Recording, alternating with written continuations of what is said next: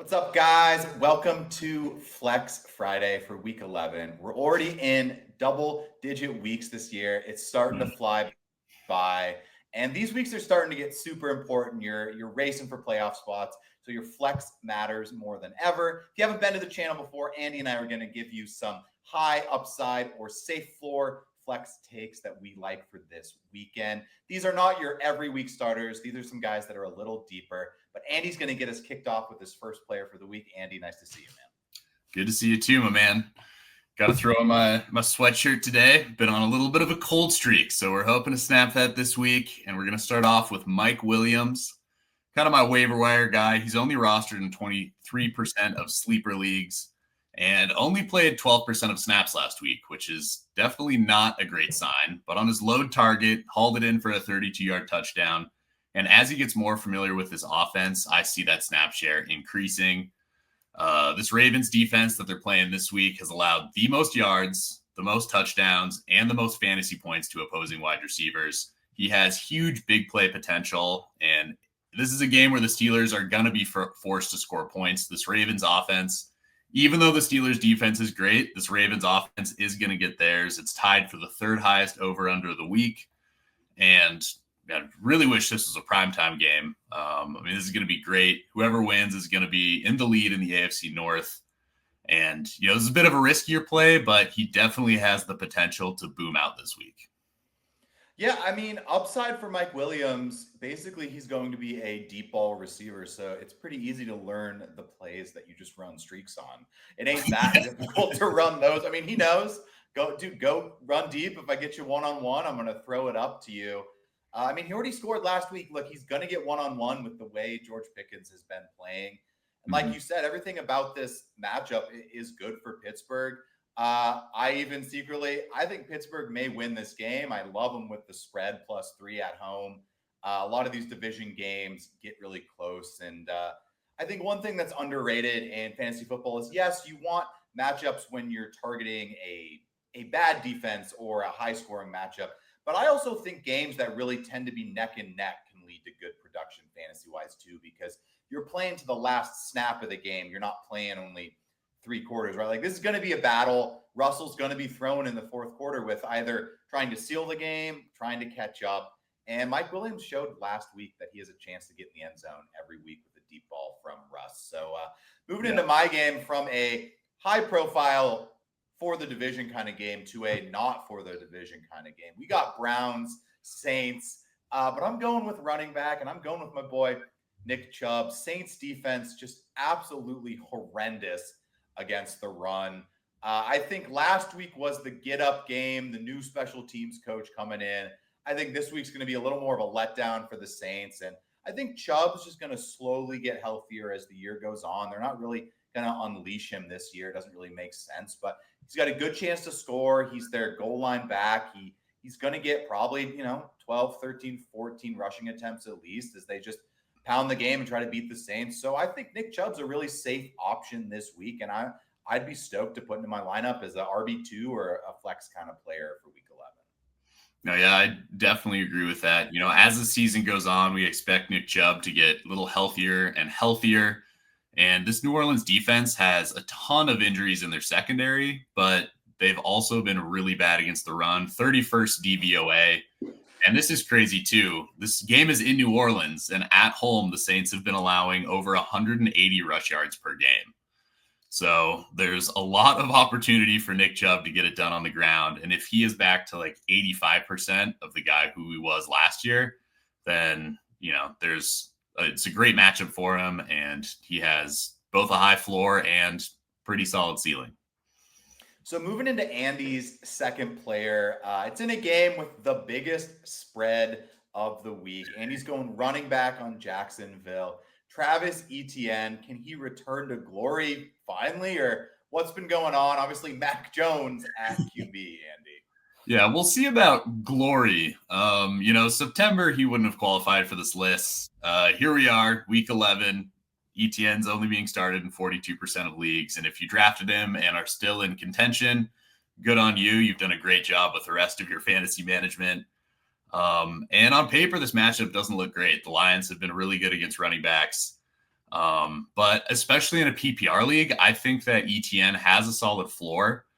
He was back to 68% of the snaps last week. He outtouched Bigsby 12-2 in such a weird game where the Jaguars were up for so long, but couldn't really get their offense rolling just because Darnold kept throwing interceptions. I think this game script is going to be a little different. I feel like the Lions probably won't be struggling to to score. And, don't really love Mac Jones under center, but what I do love about him is last season, Ramondre Stevenson had the 5th most targets in the league when Mac Jones was under center, and Travis Etienne was 8th at the time. So, I think if they want to get this offense going, there's, targeting Etienne in the passing game is a great way to do that. He can catch the ball. He's good with it in his hands. And he should get, plenty of opportunities at least to try and score some points in this game if he is back to being the lead back like I think he is. Yeah, Etienne this week screams to me like 14 carries, 40 yards, 5 catches, 12 yards. But if you said PPR, they count. Yeah. The points are going to add up at least a little bit. And for this show, we do calculate in PPR points. So, sometimes it ain't pretty, but he's going to be involved. And like Andy said, Mac Jones is going to be looking to check the ball down. He's not throwing deep. It murders your Brian Thomas shares, but I think the underneath guys have a chance to at least stack up some catches. So on to my next guy of the week, going a wide receiver from what should be a fun Sunday night football game. I'm going Lad McConkey, the rookie for the Chargers. I just think, Cincy against the Chargers this week, night game, I think it could get a little higher scoring than most Chargers games, which means Lad's going to be involved. They don't have a bunch of pass catching weapons. They're kind of sharing the load, and McConkey's going to be up and down throughout the season, but nothing about the Bengals defense screams that you can't score points or throw on them. So for me, I like targeting a guy in my flex this week in a game that Herbert's going to have to throw the ball, and the Bengals just are not a scary matchup. And they also have a chance to put up a bunch of points. So I think all these signs lead toward start your Chargers this week. Yeah, since he 27th DVOA versus the pass, Lad looks like he's getting better and better as the season goes on as a rookie. Like you said, if T. Higgins is back and the Cincy offense is going full throttle, this could turn into a really fun shootout in Sunday Night Football rather than the play defense, run the ball, kind of John Harbaugh, just, trying to win the game with grit and heart. So, and Herbert, yeah, he's been slinging it these last couple of weeks. So I like Lad here. I'm starting him in a couple of weeks myself. So moving back to the Browns game, going to be a fun one for fantasy. I don't know if it's going to be a fun watch necessarily, but Cedric Tillman, Andy Sam to start him this week in your league. Yeah, and I think this is probably the last time you can really qualify for this list. But according to Sleeper, he's only being started in 45% of leagues. Week 7 through 9, he was the wide receiver 1 in fantasy football. Even if you count last week where he was on a bye, he is the week 6 or wide receiver 6 over that time period. So he has been absolutely electric. Jameis is slinging this ball. And this Saints team has allowed the 3rd most yards to wide receivers. They're all banged up in their secondary. If I've got them on a team and I'm looking at Waddle or Downs, possibly even Mooney, I think I might be starting Cedric Tillman over some of those guys. And I would not be surprised if at the end of the year we look back and be like, dang, man, Cedric Tillman turned out to be a league winner, a guy that you picked up off of waivers. And if you had an injury or whatever, you could throw him into your flex. And, he's just been balling out. So I think that's going to continue. Yeah, similar to the Nick Chubb thing, I'm just not scared of the Saints defense. I think you can go after them. I think the Browns could put up some points this week. And, obviously they're without Lattimore. They traded him. He's been out with a hamstring for Washington anyway, but getting rid of your best corner, firing the coach who was their defensive coordinator. Yeah, they had a good game last week, but I don't think it looks good. And Tillman's the deep guy. He's the red zone threat. So he's been looking good for Jameis and the Browns. Last flex player we're going to cover this week. I'm going Jameson Williams on the Lions. We're taking the trend that Andy picked him last week. He didn't have his game. So this is the week for Jameson Williams, man. Great matchup against Jacksonville. Lions probably just going to absolutely trounce them. And I think that could include a big play for Jameson Williams this week coming back for those Lions offense. Don't really overthink this. Jacksonville bad, Lions good. Andy picked him last week, which means he's blowing up this week. What do you got to say about that? That's a great trend to follow, honestly. Just go back, watch last week's episode. The guys that I picked, consider those guys for your flex as well. Jameson, definitely one of them. Unfortunately, Jared Goff kind of turned into Nathan Peterman for the first few quarters of that game, just throwing picks all over the place, even though JMO was targeted, couldn't get it going. I don't think he's going to throw 4 or 5 picks against this terrible Jaguars secondary. And, Jameson is always just one play away from scoring you 13 fantasy points. So, it only takes with him 1 or 2 catches and sweet, you got 15 points in your flex. So yeah, I mean, when we bet on this game, it was a spread of 13, Lions minus 13, and I kind of expect them to probably cover that, to be honest. I think, even though they won last week, I think, like you said, Goff, probably is just, a little embarrassed, and I think he's going to look to come out and kind of just, shut everyone up and maybe put some TDs on the board this week. So before we get into our QB and tight end streamers, we're just going to go over last week's picks. We do this every week just to kind of hold ourselves accountable. Andy had J-Mo, Parker Washington, Jordan Addison, Aaron Rodgers, Hunter Henry. He's sitting at 21 for 41 on the year, 51%. Not his best week, but still over 50%. Keep that in mind. On my side, I had Shakir, Rico Dowdle, Xavier Legette, Russell Wilson, Theo Johnson. 3 of those good hits. Legette didn't hit in the morning game. I'm sitting at 34 for 42, 80%.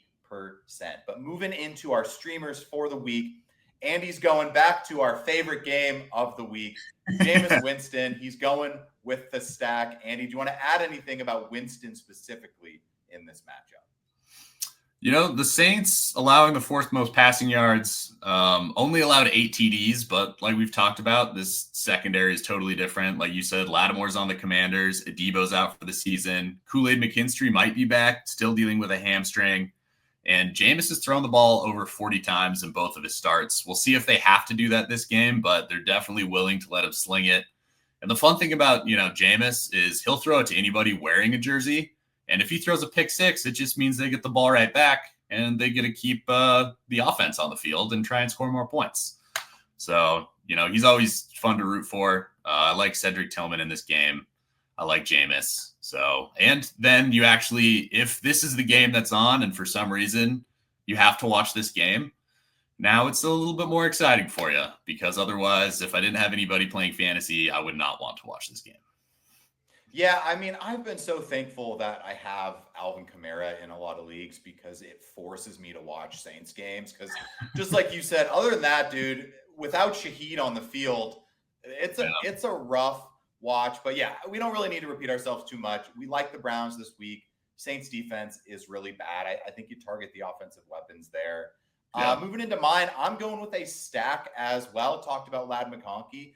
I'm going Justin Herbert in his complete strange season, right? I think Justin Herbert this year is like the anti-Blake Bortles when he had that one year. Like Blake Bortles, super bad, good fantasy season. I think Justin Herbert, amazing quarterback, but playing efficient, playing, Harbaugh football here for the Chargers. So they look like a great team, but he kind of picks and chooses his throws. But I think this is one of those games where he's going to have to throw to keep up with the Bengals, who are almost in a win or die kind of situation on their season with the Bengals, right? Like they're kind of sitting where it's like maybe they can lose one more game and still make the playoffs. So I think the Bengals are going to come out firing, and I think Herbert's going to have to keep up a little bit.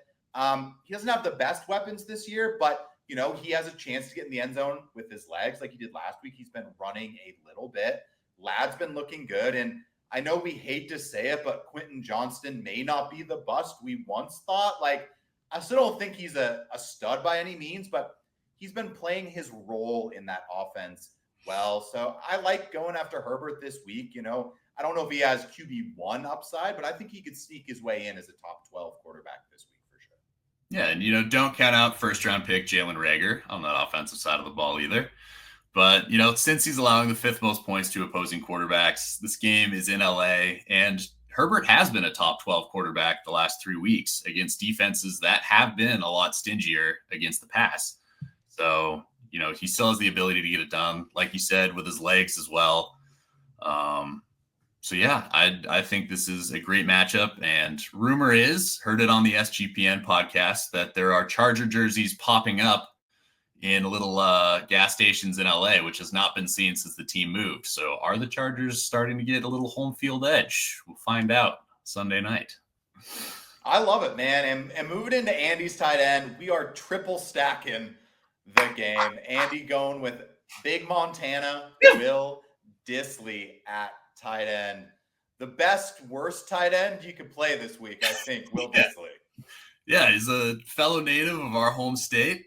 Shout out to Bozeman, Montana. Got a great matchup. Bengals allowing the 5th most passing yards to quarterbacks, allowing the 5th most points to tight ends, and the 6th most yards to the position. He's only owned in 10% of leagues, so this is, you've got somebody on bye, you've been really struggling. But also, if he starts to come alive and gets a little bit more utilized in this offense, his remaining schedule is great for the tight end. All 7 of his fantasy-relevant games, through week 17 are against teams who are in the bottom half against the tight end, including 4 games against teams allowing the 7th most points or worse to the tight end. So he's got 4 premium matchups. All the rest of them are good matchups. So if you can get it rolling, might be a guy just to grab and hold on to. If your tight end gets injured, that he's going to have a good matchup every single week. Yeah, and this is a big week for tight end streamers. I think this actually may be the most valuable 5 minutes of the episode this week. Trey McBride, Cade Otton, both on bye this week. So there are 2 owners at least in every league looking to fill a tight end slot on their week. And I like Dissly, just like you said. I think especially in a PPR format, he's been getting targets. He's been getting yards. He gets a lot of these play action plays from Herbert, and they're going to stick with that in the offense. And then as a tight end, you always have a chance to score. And we like this game to be a little more of a shootout vibe. So I think it's a good call. Last pick of the week, I'm going tight end, and I'm going Dawson Knox. Bills, Chiefs. We don't have anyone from that game, mostly because you're playing all the studs. We can't really talk about Bills and Chiefs players. It's low-hanging fruit. You guys are playing those players this week. But Dawson Knox, Kincaid ruled out, so should get a higher share. He's not the freak athlete that Dalton Kincaid is, but he's reliable. He's going to get some targets, and he has a chance to score. I mean, I think he's just like a safe option to play at tight end that's going to be involved in the offense and is in a game where there's going to be some scoring. I'm trying not to overthink my tight end pick this week. Dalton Knox, Will Dissly. These are my top 2 guys. Andy and I both added them in our league, so I'm in on Dalton Knox this week. Andy, what do you think? No, I absolutely love this, especially like you said, no Kincaid, no Keon Coleman.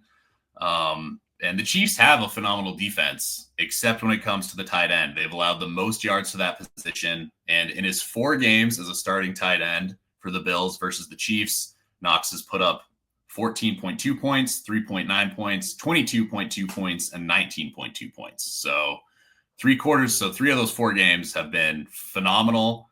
I think this is a great spot for him here. This is going to be a super exciting game. And like you said, you got somebody on bye. This is a guy, we talked about, who we're talking about, and I immediately went to the waivers and added Dawson Knox in one of our leagues because I think this is a great play this week. So, yeah. So thank you guys for tuning into the channel. Obviously, we are here to help you. If you have any questions, shoot us a comment below. Thanks for tuning in to Flex Friday. I'm going to link a Dynasty video below as well from the channel, so check that out. But Andy, thanks for joining me, my man. Thanks for having me. And we will catch you guys next week for Flex